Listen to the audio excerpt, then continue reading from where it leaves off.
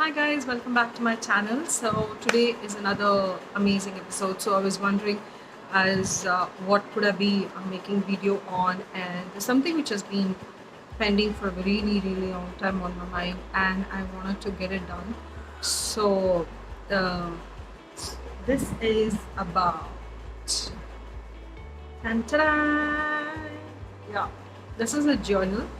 I just finished making this journal, guys, and I'm going to be showing you as how I made this journal.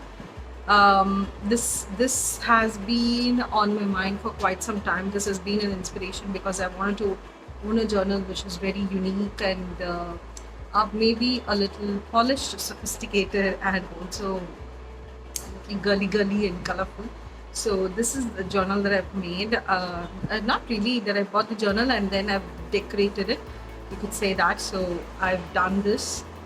I hope you like it. So um, without the inspiration for this is because I have these markers, guys. You see these markers? They are in semicircle, like as if it's cut out from here and they pasted the semicircle here. So that has been my inspiration for these circles here. So this is a very simple way to make this journal. So without any further delay, let's get to the video.